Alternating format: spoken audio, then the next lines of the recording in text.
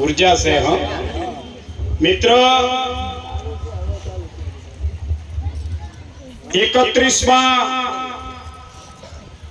विश्व आदिवासी दिवस की उजवणी अपनी कर्म ने जन्मभूमि कनलवा मुकामे આપણે ઉજવણી કરી રહ્યા છે। આ એન્કર મિત્રે કીધું જીતેશભાઈ કે 9મી ઓગસ્ટ શા માટે અને તે આદિવાસીઓને જ કેમ, એનાથી હું તમને અવગત કરીશ। આપ બધા કન્ફ્યુઝ હશો। એજ્યુકેટેડ મિત્રોને ખબર છે, પણ ઘણા બધા આપણા વડીલોને ખબર નથી। तो आ तबक्के अपना कनलवा गामना सरपंच श्री कनुभाई तेमज अपना जिला पंचायतना सदस्य श्री सुरेशभाई, तालुका पंचायतना सदस्य अरुणाबेन अने गामना पटेलो पटल्या पुंजाराओ अने आ कार्यक्रमने जे सफल बनाववानुं छे रात दिवस मेहनत करी एवा युवानो साथी मित्रों અને આ તબક્કે આપણા મહાપુરુષોને કેમ ભૂલીએ, જે આપણા ખત્રી સ્વરૂપે જે આપણા માટે લડીને જે બલિદાન આપી દીધું, જેના બદૌલત આ ધરતી પર આપણે બેઠા એવા આપણા ખત્રી મહાપુરુષો। મિત્ર, મારી વાતને આગળ ધપાડતા આ ભારત દેશ છે, એ ભારત દેશ જેવો એક દેશ છે જે દેશનું નામ છે બ્રાઝીલ। એ બ્રાઝીલ ભારત જેવો એક દેશ છે, નાનકડો દેશ છે। ત્યાં એક રિયો ડી જાનેરો નામનું એક શહેર આવેલું છે અને રિયો ડી જાનેરો એક નામનું શહેર છે બ્રાઝીલમાં। ત્યાં પૃથ્વી પરિષદ થયું અને પૃથ્વી પરિષદમાં નક્કી કરવામાં આવ્યું કે આ પૃથ્વી કે ધરતી विनाश माथी जो बचावू होय, आ पृथ्वी के धरती ने धरती कम थी जो बचावू होय अने आ धरती टकवानी नथी लांबी। कारण के आ धरती माथी खूब मोटा प्रमाण में खनिज काढवामां आवे छे अने आ धरती माथी ग्लोबलाइजेशन ना कारणे वरसाद पूरता प्रमाण न होवाना कारणे धरती लांबी टकी सके एवी चांसीसो देखाता नथी। એટલે આ લોકો બ્રાઝીલના રિયો ડી જાનેરોમાં પૃથ્વી પરિષદ થયો। એમાં 194 દેશના રાષ્ટ્રપતિઓ, વૈજ્ઞાનિકો, બુદ્ધિજીવી લોકો અને ખૂબ મહાન તજજ્ઞોએ બેઠા 1982 માં અને છેલ્લે એમને નિચોડ કાઢ્યો क्या धरती ने जो लांबी टकावी होय तो आ धरती पर ना जे रेता लोको जे छे ते आपणे मूल निवासी आदिवासी लोको छे अने आदिवासी जे लोको छे ए प्रकृतिनुं हमेशा रक्षण करे अने धरती माता जोड़े जोईतुं होय एटલું ले अने कोई दिवस संग्रह न करे, जंगलो नहीं कापे अने सौथी मोटुं रखेवाड़ करता होय तो आदिवासी लोको छे। तो एमनी जो पूजा पद्धति है एने आपणे शीखवू पड़े। एना माटे ए लोको नक्की कर्युं के पृथ्वी पर ना जे आदिवासी लोको छे एमनी संस्कृति ने जो बचावीशुं, एमनी धरोहर ने बचावीशुं तो आ पृथ्वी टकशे। पण पृथ्वी ने टकाववा माटे आदिवासीओने बचाववा पड़े।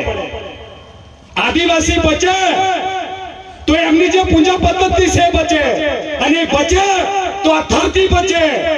एना माटे 1982 में आदिवासीओने विश्व आदिवासी दिवस तरीकेनी घोषणा करवा माटेनी पृथ्वी परिषद में नक्की थयुं अने विधिवत 1994 में यूनाइटेड नेशने एनी घोषणा करी 1994 में विश्व आदिवासी दिवस तरीकेनी।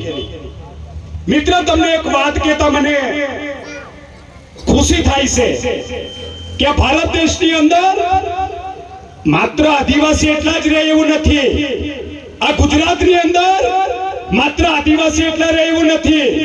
આ ગુજરાત અને ભારતની અંદર વાણિયા, બ્રાહ્મણ, પટેલ અનેક જાતિના લોકો રહે છે, પરંતુ એમની વિશ્વ આદિવાસી દિવસ તરીકે કે પછી એમની જાતનો કોઈ દિવસનો ઉલ્લેખ કરવામાં નથી આવ્યો, આપણો જ કેમ, તો એનો મૂળ આશય યાદ છે.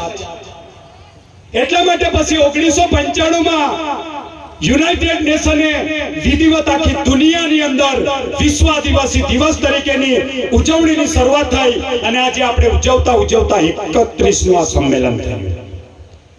આનો મૂળ ઉદ્દેશ છે, એટલે ધરતીને જો બચાવવું હોય તો પહેલા આદિવાસીઓને બચાવવું પડે, કારણ કે આદિવાસી આ ધરતીનું ઓછામાં ઓછું શોષણ કરે.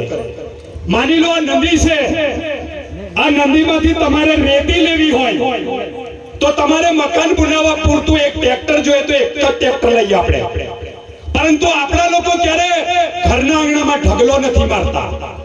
જ્યારે જંગલમાં ફળ ફૂલ લેવું હોય તો આપણા બાપ દાદાઓ જંગલમાંથી એને ભોગ આપે, ચોખા કે સિંદૂર, અને પછી જંગલમાંથી ફળ ફૂલ લેતા હતા.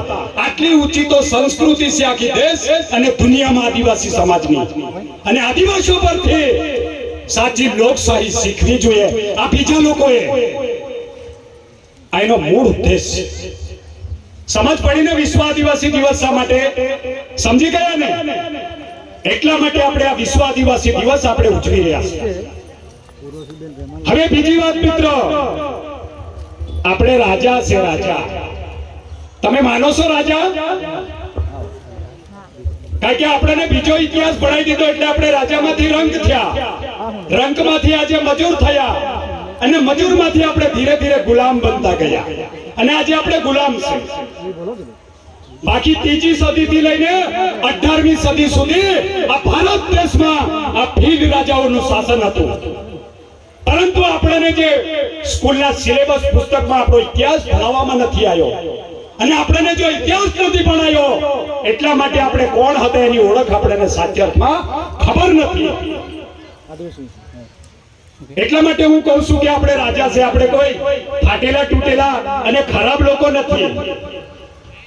આ દેશની અંદર આપણે બહુ શાંતિથી જીવતા હતા, આપણી જિંદગી બહુ શાંતિ હતી, અને તમે મેં બધા ભણ્યા એ સ્કૂલના સિલેબસમાં આપણને આર્ય ભારતમાં આવ્યા, અનાર્ય ને આર્યનું યુદ્ધ થયું, સણ હુણ ફિરંગીઓ, ફ્રાન્સિસ, મોગલો, અંગ્રેજો, આ બધો ઇતિહાસ અમે ભણ્યા ત્યારે ભણી ગયા.